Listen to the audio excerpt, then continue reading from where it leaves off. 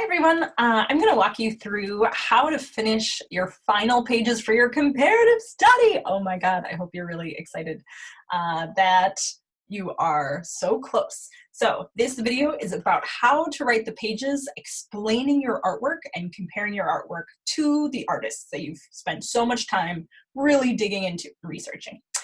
So I'm going to share with you actually our Google Classroom page, and we take a look at this. I'm really going to try to walk you through how to approach these pages.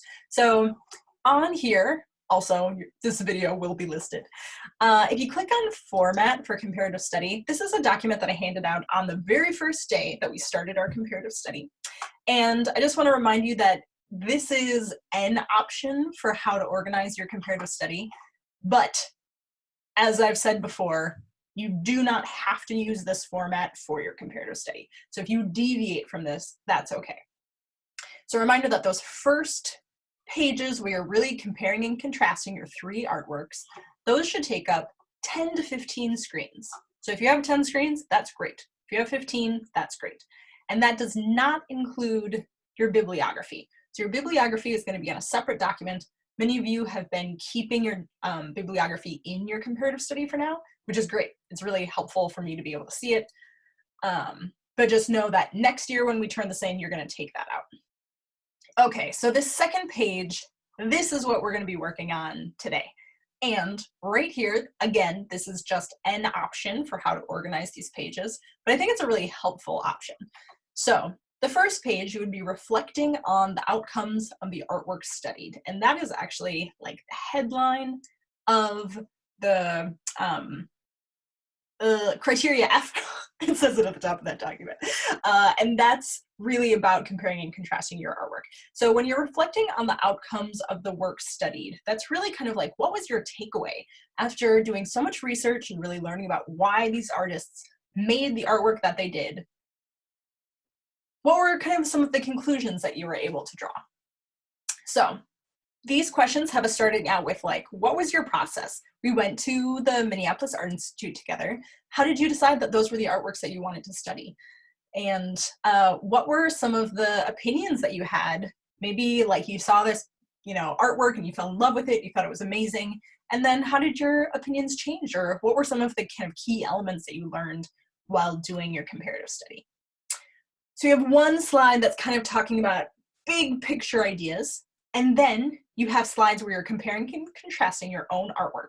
And remember, just like you did earlier, you're comparing and contrasting formal qualities. So sometimes it's a little bit hard for us to think about doing a formal analysis for our own artwork. And I really want you to, when you put your artwork in your comparative study, I need you to kind of like put on blinders so that you're no longer thinking about it as necessarily your own artwork, but I really want you to analyze it the same way that you analyzed your artist's work. So what color schemes did you use? What were the shapes that you used? What were the different values? How does rhythm play into your piece? How does unity play into your piece? So really go through all of those elements of art and analyze your own artwork and compare and contrast all of those different pieces to your artists. You can also talk about things like function. Is your piece functional? How does that relate to the artist's work that you chose? You can talk about your own cultural context. All of you have been making this artwork in the middle of a global pandemic. How does that affect the work that you're making right now? How does the fact that you happen to be teenagers living in America right now affect the work that you're making? So I want you to speak to that when you're comparing and contrasting your artwork to your artists. And then you'll notice down here at the bottom, there's a few questions for that last page, and these should take up 3 to 5 pages. So if you're able to condense all that information and fit it on 3 pages, fantastic. If you want to spread it out and have it cover 5 different screens, that's great too. You just can't go over 5 or under 3. So the last one should really be reflecting on your role as an artist. What moral obligations do you have to your audience? And you might be thinking like, I was studying artwork that was purely aesthetic. And but I want you to think about like, where are your values with art making? And is it important for you to make artwork that is beautiful? Is it important for you to make artwork that tells a story, that has a message? So think about what your role as an artist is. And every once in a while, a student will throw something in there that's kind of like throwing themselves under the bus.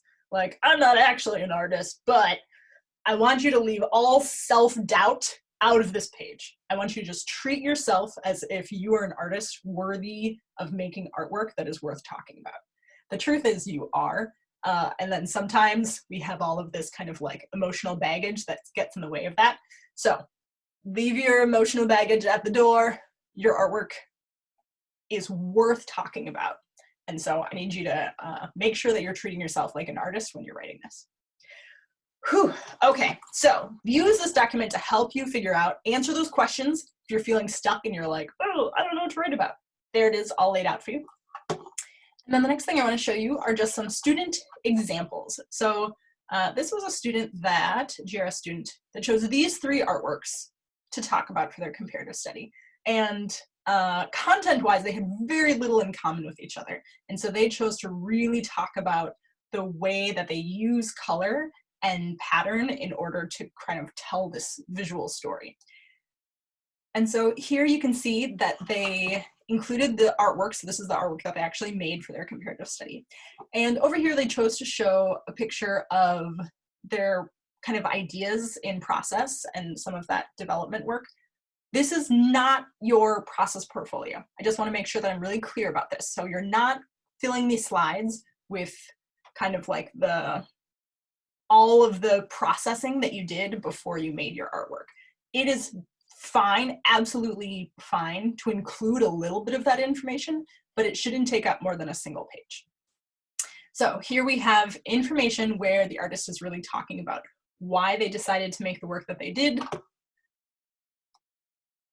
And now we have this piece compared with their first artwork, with their second artwork. You can see there's a lot of writing, right? But none of this should involve any research. This is really just you explaining what it is that you're seeing. We have the third comparison, and then information about their development as an artist. And over here, jumping around here. This student was comparing and contrasting 3 artworks that really talked about feminism, specifically about artworks that obscured women's faces and how that was communicating something about women's roles within that particular society, and then looking at that across cultures. And so this artist chose to use Venn diagrams. So again, they have their first slide, which is really talking about why they chose to make the piece that they did, and then an image of the artwork. And then they chose to use Venn diagrams to compare and contrast their artwork to their artists. And they did that 3 times. And then they finished once again with their connection to art making. So, as usual, you can leave questions in the Q&A. You can set up an appointment to meet with me. There's just a very small number of you who have not yet signed up for an appointment with me. I really actually need to meet with you. Part of my role as your IB art guide, I have a document that I fill out when you submit your work next year. And part of it says, like, we have had a conversation during the comparative study.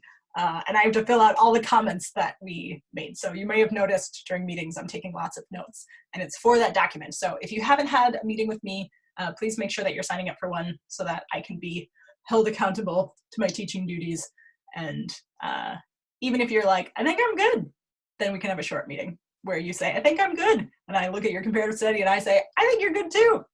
Or you're like, I'm really behind and turns out I don't have the resources that I need. And then I can sit there and help you find some resources. Whew, okay, that was a lot of talking. And I kind of feel like I'm forgetting something.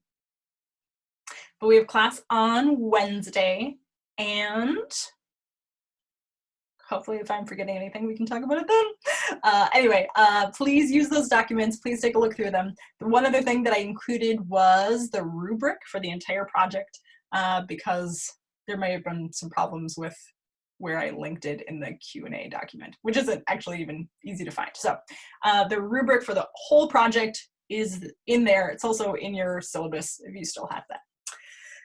Okay, looking forward to seeing you all on Wednesday.